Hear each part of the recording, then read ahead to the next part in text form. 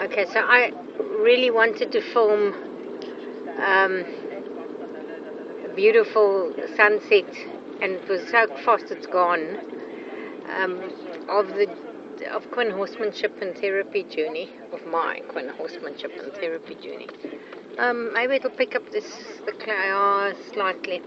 Okay, so I was supposed to be on holiday now. I think I have said that on one of my other posts. That got cancelled. But what I want to talk about is I did some horsemanship work with the two prospects, the dressage and the jumping prospect. The dressage prospect has developed a sudden hotness, excited with her body. Her body is beginning to pull together. It's really lovely. Just look at the sky. And one of the things that I must admit that I have on a negative with me, Wendy, is I have so much to say, but I'm not always very eloquent in saying it.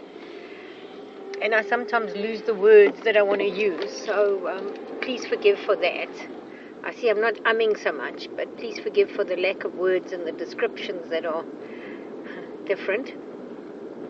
And then on the jumping prospect, strangely enough, she came out slightly lame. If I don't think there's slightly lame, there's lame or not lame. But she was like not comfortable, is maybe a better way. Her right fore was the float moment was longer and higher than the left.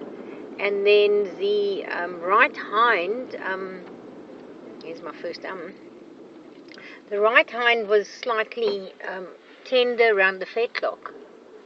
So very interesting how that sort of came about. She's only just brought on in work, but it's like we said, these thoroughbreds off the track. She's had a year rest. Now the year rest, in my opinion, and others that work with horses off the track, should really not be a year rest in the field. The year rest should really be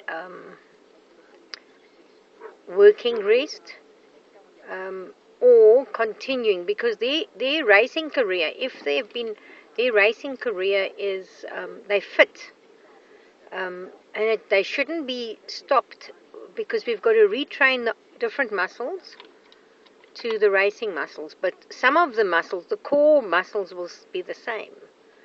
But there are various major grouping muscles that was changed, so that's what the rest must be.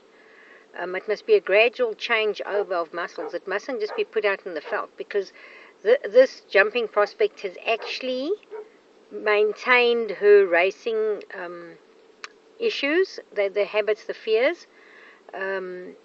She's maintained them in the year she's been in the field. So really, one needs to. I'm sure. Look, I'm speaking from a very low level, very newbie in the industry of the rehab and bringing on of horses off the track. I really am a newbie.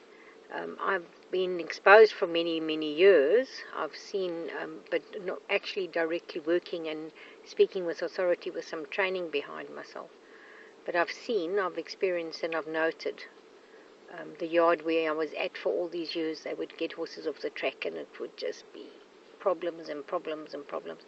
Some of them never stopped having problems. Now, some of those have become my clients, and like 8 years down the line, it's still got issues that it had 8 years ago.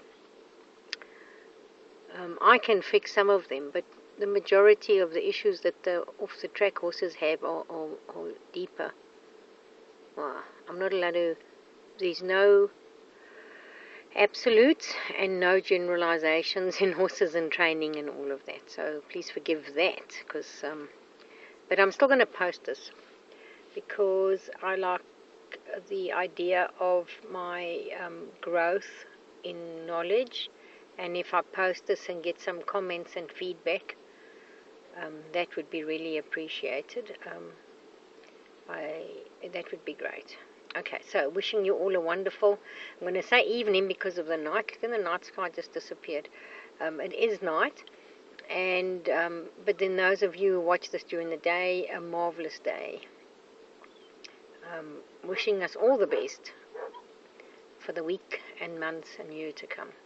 Years.